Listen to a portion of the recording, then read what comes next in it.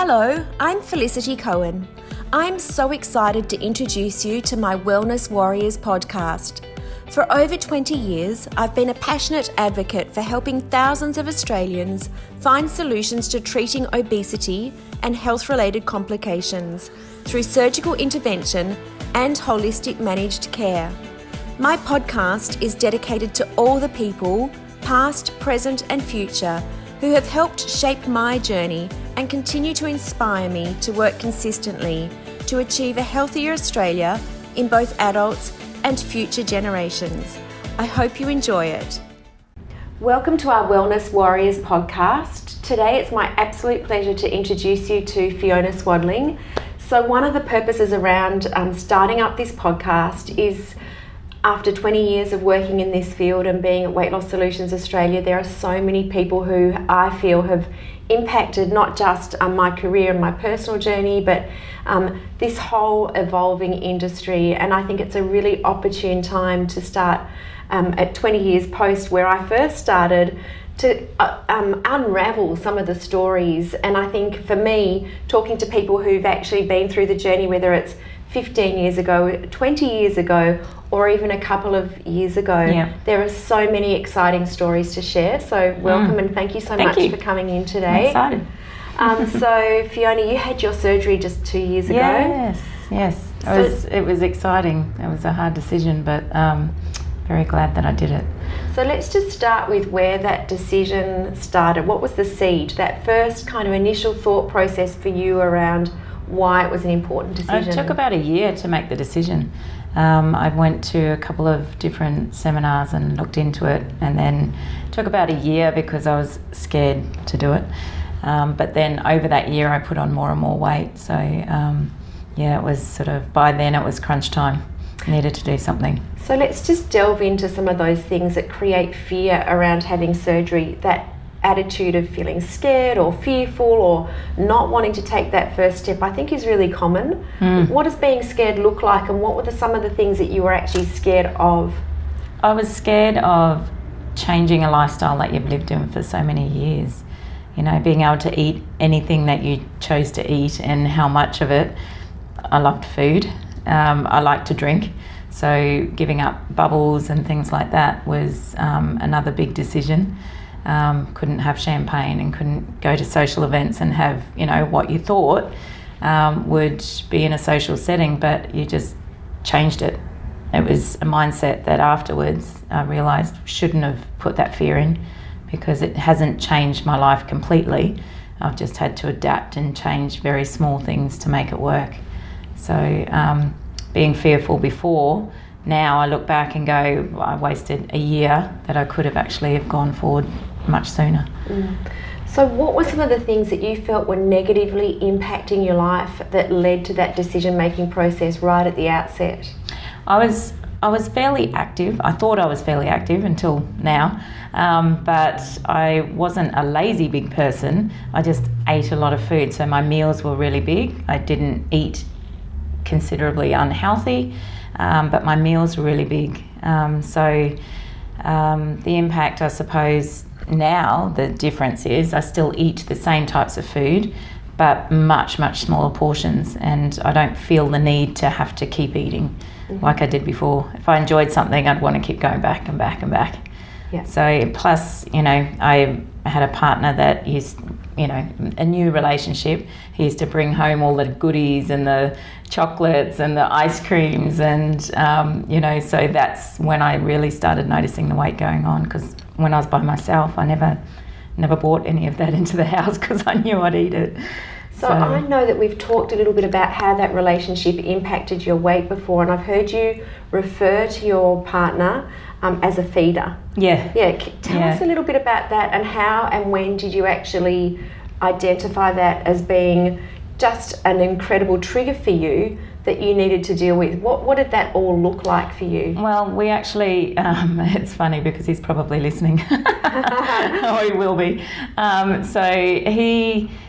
We joke about it now because I think he showed his love through giving food, and he's such a caring person and generous person that was how he showed his his love in the beginning is certainly was to bring home all the niceties and all the nice foods and things like that. So we've actually had to change. He came on the journey with me, which was really positive because it's such a big impact, not just to you, but to your family, to your partner, to everything. And it's not just your journey if you're with somebody, because they have to be a part of it as well. So he actually came on the pre-op diet with me, lost quite a bit of weight. I think he actually lost more than I did in the beginning, and then he's sort of maintained as well through my journey. So he hasn't lost quite as much as I have, but he's certainly managed to maintain at a point now, but he's still working on his.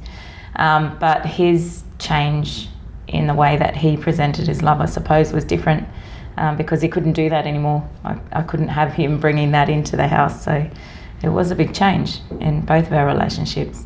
I think that's fascinating, and you've kind of just touched on where my next question was leading to in terms of your love language. And I think it's so common that in relationships that food does become how we treat each other, spoil each other, celebrate, commiserate, whatever that looks like. And in so many different cultures where food and quantity has become a symbol of love and affection, that does impact and change your relationship, and how that love language has to change. So I think it's awesome to talk to you and to hear how you identify it, but also how that love language between you has changed as a couple. Yeah, definitely. Which is a fabulous positive and a great testimonial to that relationship strength.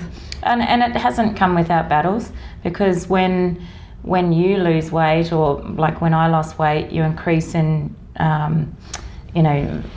confidence and the way that you present yourself. You can dress better, or I feel like you can dress better. There's more selection of clothing when you're half the size. So that changed, because even though I felt like I was the same person, my confidence was different, so that created a slightly different persona that I was putting out, I suppose. So for my partner, it was a little bit of adjustment there as well, working around my confidence and my growth in confidence. So it has, in the relationship side, it's definitely had an impact, but how you deal with that through your journey is, I suppose, testament to how strong you can come out the other side of it. So definitely. I think from your story angle, it's interesting to identify what a feeder actually looked like for you. And I think in many relationships, it's a really important point to make, that sometimes that can be such a negative influence. It can be used as control, and we often see relationships actually go the other way. So I think for you, it's such a great testimonial to how you've actually been able not just to identify it, but to move forward in your relationship. So really well done. Just touching on your self-confidence and your physical appearance, and I know that sometimes we're conditioned not to highlight the physical beauty and how that evolves in someone through weight loss, because it's often considered to be a discriminating kind of conversation to have. But if I can just talk about what that looks like for me when I see your journey, I really do see that you've evolved into this, your actual beauty, your physical beauty shines through your weight loss. And I hope that's a fair and acceptable kind of judgment call to make. But I just think it's such a lovely part of the story to see. I think you've really embraced that, the physical part of the journey, that you can dress so beautifully, that you can do your hair. I've seen pictures of you looking glamorous and gorgeous, and look at you in activewear. You look absolutely stunning. And for those of you listening, talking to Fiona and seeing her here in activewear today, she absolutely looks sensational. So I love that. And probably really interesting that you probably wouldn't have been going out and about in activewear if you take yourself back 2 years ago. Oh my God, no. I've become that terrible meme of, I dress corporate during the week, and then on the weekends I'm activewear at the shops, activewear everywhere. It's comfortable and it's suitable for every occasion. So and then I don't have to change when I go for a walk in the afternoon. Fantastic. So I love it. But also going to the gym, so that's something that's new, that's been a new part of the journey. Yeah, and I still struggle. I don't know if anybody else has when they're bigger. Walking into a gym was so daunting and so overwhelming when you're bigger and you don't feel like you should be there, even though you're there for the same purpose as everybody else, is to get fit. But I felt, and I still have that a little bit when I walk in. I shouldn't, because I look normal in my, to everybody else, and I don't look upon anybody else in that way, but I still have that feeling that I used to have walking into a gym. So it does take a lot of effort for me to actually go to a gym on my own. I'm much better if I have somebody there with me, or meeting somebody there, because I don't have that feeling of, I shouldn't be there, but there should be no reason for me to feel like that anymore. But, your mind still plays those tricks on you. It's that, what is it, the body morphia or something that it's called. But once I'm there, I don't have a problem. It's that anxiety of getting there and feeling like I shouldn't be there, like I used to feel if I did try and go. So now it's good. I can I get there and I'm okay once I'm there. But it would never have ever considered, the lifestyle that I have now. So what other impact do you feel that this has had on your family? You've got children. How do you think this has impacted your own family dynamics, your children's lifestyle? Have you seen changes in them? We were quite active anyway on the weekends. We'd always go and do things and bike ride when they were younger. My youngest is now 19 and my eldest is 21. So I think having the family genetics of, most of my family has been overweight, and they've got that gene as well, I suppose. So them seeing me more active, I think is impacting on them. My eldest goes to gym and works out. My youngest will get there one day. She still hasn't picked up on the bug yet, but I'm working on it. I think that's a beautiful story with parenting too, that as a role model that changes throughout the course of your children's lives. What you've actually modelled for them as young children, but you can still actually have an impact on them as young adults that's going to impact their lives well into the future. So I think that's really, really important, that you're consistently having that impact as a parent, no matter what age your children are. That's right. Did you have any health concerns before surgery? Only really my feet. For a good couple of years as the weight went on, and I used to always, shake my head at the doctors going, it's not because I'm overweight, it's because I did step-ups when I was trying to start doing personal training and I was bigger. And but I had plantar fasciitis for quite a few years, and in both feet alternating, and heel spurs in both feet alternating as well. So, had to wear the daggy shoes of, the orthotics and every day. But that, as soon as I started losing weight, that stopped. Didn't have the foot pain at all. That was incredible. So that's when I went, the doctors kind of knew what they were talking about. I think that's so important to highlight, because I don't know that you can possibly imagine the number of people who I would speak to every day who have plantar fasciitis, and I know the pain associated with that, the discomfort. Excruciating pain. And it is absolutely 100% definitely related to weight bearing. And if we can take the weight off and, impact joint pain, whether it's back pain, knee pain, hips, and especially with plantar fasciitis in your situation, that impact is huge, and it is life-changing, because, living with pain is never going to be fun. No. Knee pain as well, joint pain, that's eased. Because I work out and work with weights, I do end up sore majority of my week. I think I have one day where I'm not sore, but that's more muscular. It's good pain. Yeah, it's good pain. I know I've worked out if I'm in pain. But as in joints, nothing like I did. And we know that inflammatory type diseases, whether it's just impacting your body, your functional fitness, your movement, but also things like arthritis and fibromyalgia and other various forms of arthritis, they're so impacted by excess weight, and just that weight loss is so life-changing. So I love that part of the story as well. I think it's really important. You probably would never have turned into a runner if you hadn't got rid of the plantar fasciitis. No.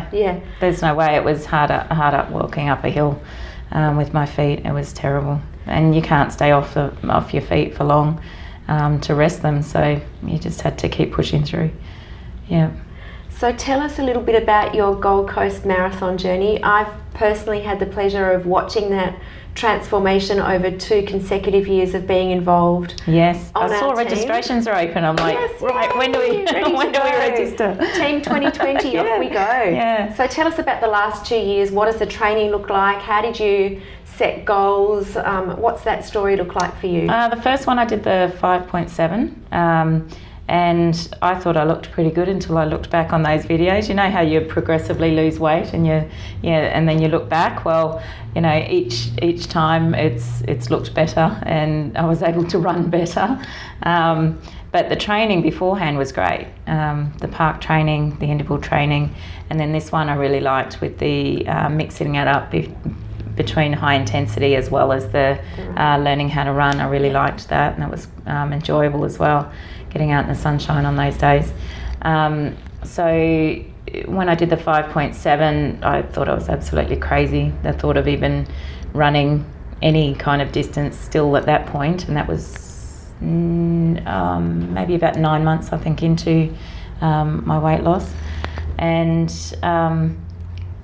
that journey and getting to the end was incredible, and then I did it with a close friend of mine. We actually went through the surgery together, so we've done a lot of milestones together over the course of the 2 years. So we actually just celebrated our 2 years on the weekend. Congratulations! So, how did you celebrate?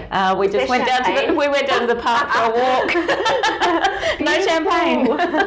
Oh, that's so lovely. Yeah. So and we sat there and went, oh my gosh, I can't believe we've met. Done 2 years. I've been nearly a year at the same weight, so or below my goal weight.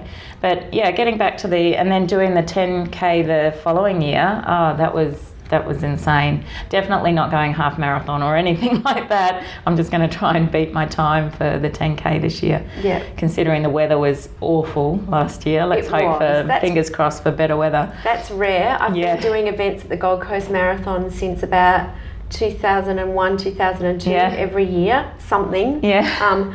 And it was the first year I've seen that kind of treacherous downpour of rain. And the wind on that home run was terrible. But I just think that sense of self-satisfaction, the achievement when you cross that line. Yeah, that was incredible. It's fabulous, isn't it? Yeah. So congratulations for setting new goals every year, and I think that's fantastic that you can keep setting new goals.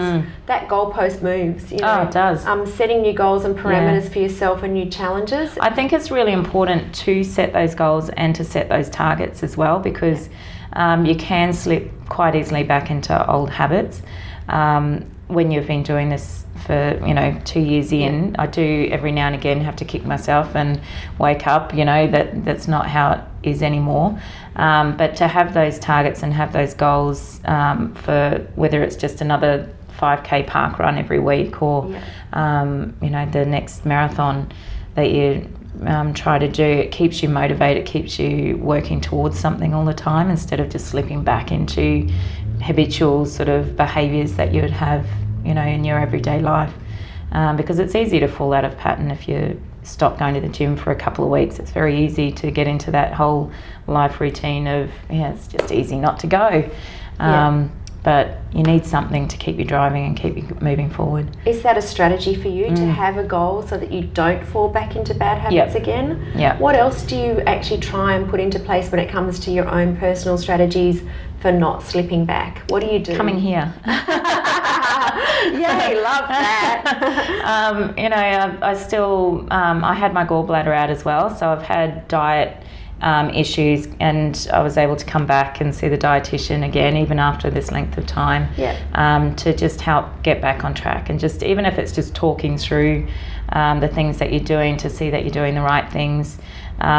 So coming back here and checking in, I have found really helpful. So let's just talk about the gallbladder, because I think for people who maybe are not yet in the space where they're looking at this as a solution, that can happen. It's symptomatic, obviously, of it can be quite significant or drastic weight loss, that patients can develop gallstones, and there's a certain percentage that we know who will need to have gallbladder removal. Unfortunately, you were one of them. So tolerating the surgery is not the worst part, but having touch points where you're consistently working with the dietitians and modifying behaviours so that you are on track. Yep. So and just being aware of the intake that you're putting into your mouth.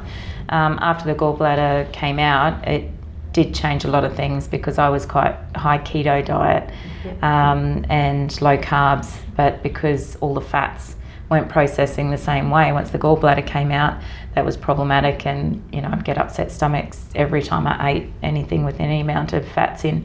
It is settling, and they do say that it settles.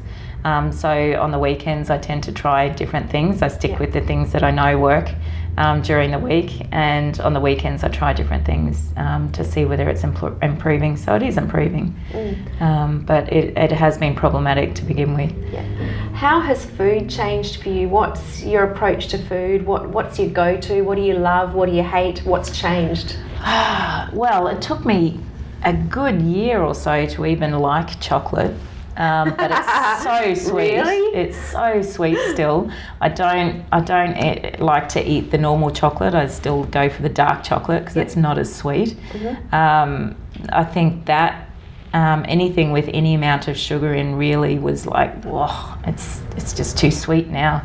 It changed. Cakes, just don't enjoy them. Savoury things I still enjoy, but I juggle. So if I'm out and I'm having a few glasses of wine, or whatever it is that I'm having, I can't eat too close to drinking. So I'll have a couple of glasses, then I'll eat my meal, and then I don't need anything else after that because I can't fit it in. So I juggle food and water and things like that, but I still enjoy everything. Yep. I actually, in the beginning, when it was a little bit tough with foods and intake and not tolerating a lot of foods because it was sitting really heavy. Water was difficult intake with water, so I tried lots of different things with that, cordials and the protein waters and things. But managing to find the balance between the food and the water intake was really important. Yeah, absolutely. So we actually haven't mentioned that you did have a sleeve gastrectomy, that was your primary procedure. So what's your total weight loss since you actually had your surgery? 60 kilos. That is phenomenal. Wow. Big number, and massive congratulations just on that achievement in itself is just huge. Yeah. So you really must feel like a different person. Totally. Yeah, it's amazing. Half the person. Yeah. Things like travel have changed. Oh yeah, that's incredible. Just sitting in a seat without your shoulders sticking out the sides, and having a belt without the fear of having to ask for an extender belt, which was my biggest fear. I did travel to UK when I was at my biggest, and that length of trip was not comfortable. But I was so fearful of having to ask for an extender belt. But I didn't have to. But travelling since has been awesome. I've only done small trips since, but our next big trip is New Zealand and then Chicago in a couple of years. Fantastic. So, and I think it makes a huge difference to what you can actually achieve when you're travelling as well as you get older. Around, how you move, the kind of activities that you prepared to actually engage in, what you're going to plan. It can look so different from where you might have been 2 years ago. So that vision of your future changes a lot. Definitely. In so many different aspects of life. Do you agree with that? Absolutely. Yeah. Absolutely. So I'd like to talk a little bit about your professional career and how it's impacted not just your work but your role. You're very obviously it's a significant role where you're as a leader. You're a school principal, deputy principal. So eyes on you every single day. Has that? What have you seen in terms of perception of you in your role in your workplace? How has that changed for you? I would never have gone for a position like this. So I have become deputy since losing the weight, and I would never have had the confidence to actually do it, even though other people didn't see me in the same light that I saw myself. Because my confidence increased and my confidence in my ability increased, then I felt like I could go for those roles. So I did, and I got one, and it's been terrific. But I hated public speaking, hated standing up in front of people because of the way that I felt about myself. But I have to do it every day in my job now, and I'm getting better at it. You're very Getting good better at it.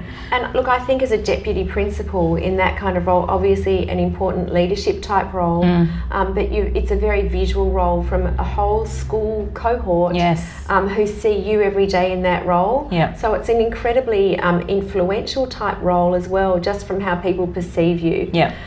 So when we're talking about weight in our childhood population, which is one of my passions, so here at Weight Loss Solutions Australia, we've just recently presented for the first time our Project Grit at a youth and adolescent paediatric conference in Melbourne.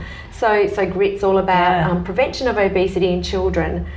Is that something that you think about, in your role? You see children every day. Absolutely. How important is it for us to start developing a model that is going to help prevent children of now, help prevent them becoming the obese adults of the future? Oh, it's for mental health as well, not just the obesity. Like the kids are sitting inside more and more. The percentage of mental health issues with children is astounding now compared to what we used to have, and I think that's because they're not getting outside as much. They're not as active. They're not getting those endorphins going that kids should have. So. And that is our significant area of focus, is first and foremost at the moment is the mental health contribution as part of this program, is that kids do report that their self-concept scores increase dramatically through engaging in this program. So they're able to actually self-report that they're feeling better, that their self-confidence improves. And one of my big goals with this overall project is to see their performance in schools improve and reduce those issues that are related to mental health complications, whether it's bullying, whether it's just self-esteem, anxiety, depression. It's prevalent out there with the kids. It's sad to see. It's something that you actually visually are aware of and aware in your school environment every day. Yeah, we try to do as many active things and getting the kids out. I mean, during school it's probably easier. It's when they're at home. School time is, they're inside for learning obviously, but outside for playtimes. The program that you're running is brilliant. Do you think there's enough playtime at school for them now? No. And what do you think has led to that?